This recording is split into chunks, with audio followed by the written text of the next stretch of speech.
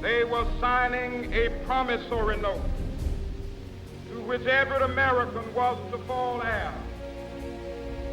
This note was a promise that all men, yes, black men as well as white men, would be guaranteed the unalienable rights of life, liberty, and the pursuit of happiness. It is obvious today that America has defaulted on this promissory note insofar as her citizens of color are concerned. Instead of honoring this sacred obligation, America has given the Negro people a bad check, a check which has come back marked insufficient funds.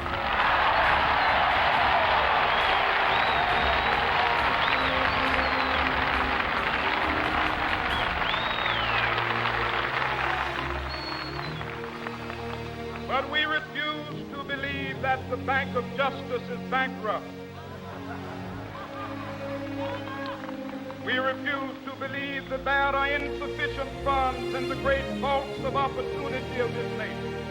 So we've come to cash this check, a check that will give us upon demand the riches of freedom and the security of justice.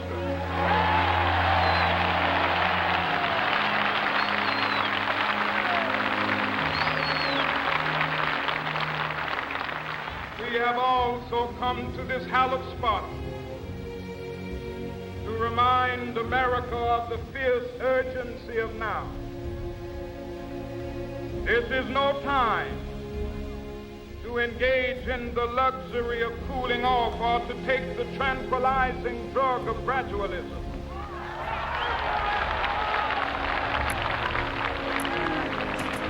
Now is the time to make real the promises of democracy. Now is the time to rise from the dark and desolate valley of segregation to the sunlit path of racial justice. Now is the time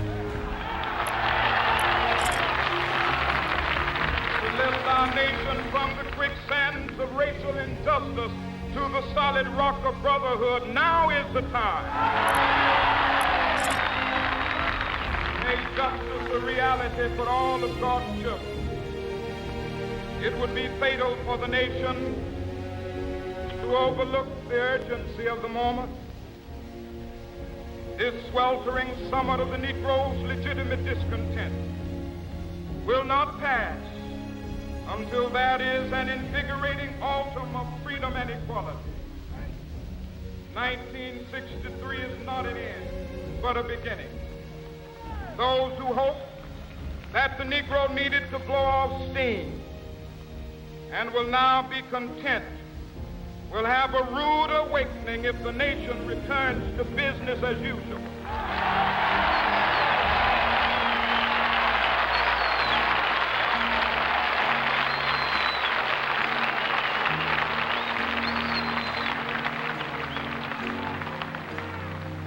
There will be neither rest nor tranquility in America till the Negro is granted his citizenship rights. The whirlwinds of revolt will continue to shake the foundations of our nation until the bright day of justice emerges.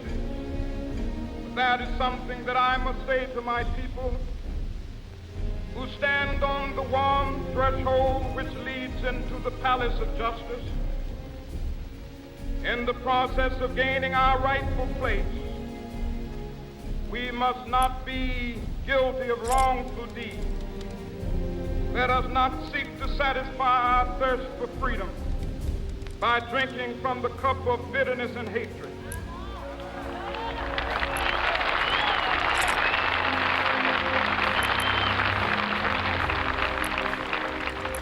We must forever conduct our struggle on the high plane of dignity and discipline. We must not allow our creative protests to degenerate into physical violence. Again and again, we must rise to the majestic heights of meeting physical force with soul force. The marvelous new militancy which has engulfed the Negro community must not lead us to a distrust of all white people. For many of our white brothers, as evidenced by their presence here today, have come to realize that their destiny is tied up with our destiny.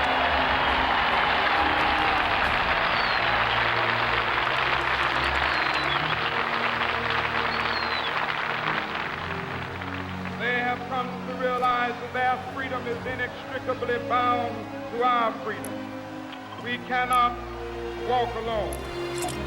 As we walk, we must make the pledge that we shall always march ahead. We cannot turn back.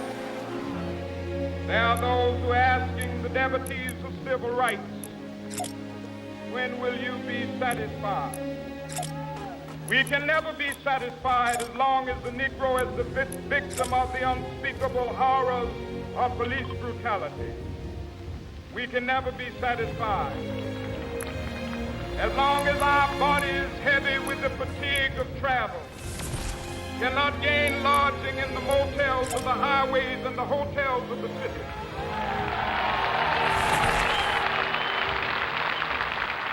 We cannot be satisfied as long as the Negro's basic mobility is from a smaller ghetto to a larger one. We can never be satisfied as long as our children are stripped of their selfhood and robbed of their dignity by signs stating for whites only.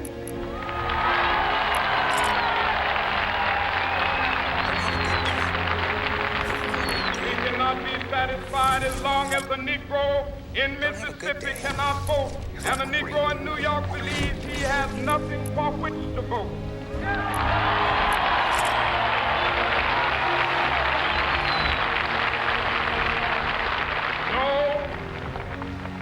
No, we are not satisfied, and we will not be satisfied until justice rolls down like waters and righteousness like a mighty stream.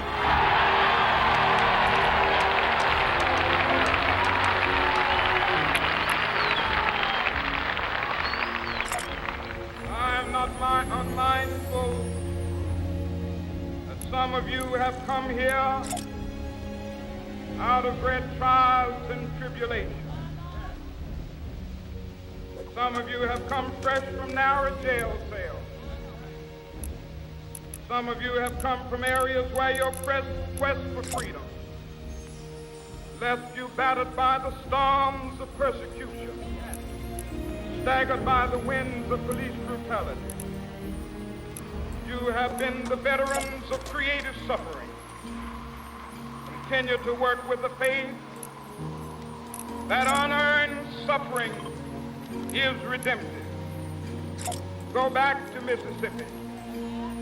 Go back to Alabama. Go back to South Carolina. Go back to Georgia.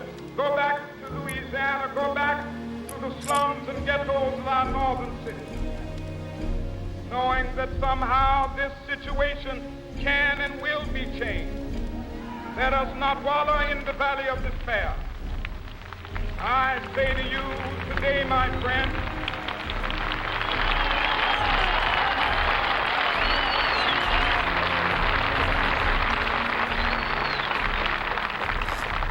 so even though we face the difficulties of today and tomorrow, I still have a dream.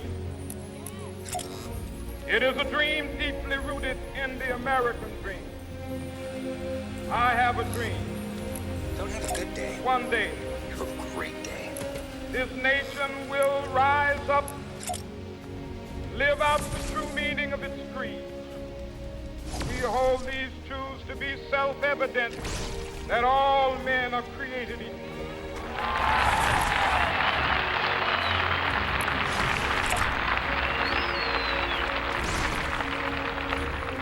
I have a dream that one day on the red hills of Georgia, sons of former slaves and the sons of former slave owners will be able to sit down together at the table of brotherhood. I have a dream. One day, even the state of Mississippi, a state sweltering with the heat of injustice, sweltering with the heat of oppression, be transformed into an oasis of freedom and justice. I have a dream. My poor little children will one day live in a nation where they will not be judged by the color of their skin, but by the content of their character. I have a dream today.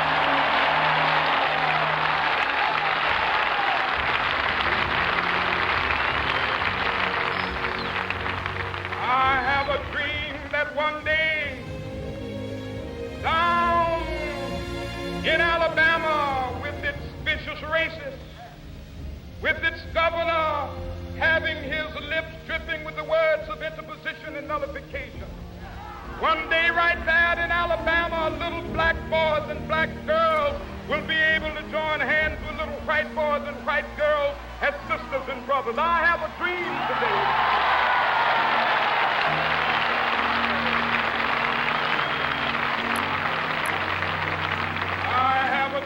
That one day every valley shall be exalted, every hill and mountain shall be made low, the rough places will be made plain, and the crooked places will be made straight, and the glory of the Lord shall be revealed, and all flesh shall see it together.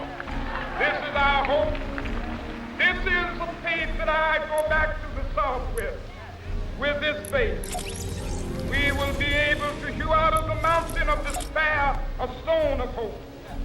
With this faith, we will be able to transform the jangling discords of our nation into a beautiful symphony of brotherhood.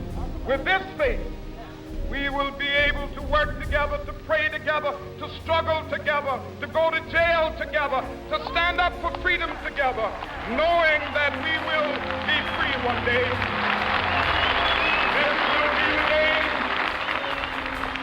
This will be the day when all of God's children be able to sing with new meaning, my country, tears of thee. Sweet land of liberty, of thee I sing. Land where my fathers died, land of the pilgrim's pride.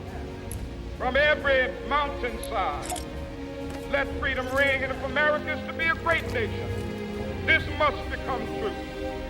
So let freedom ring. From the prodigious hilltops of New Hampshire, let freedom ring.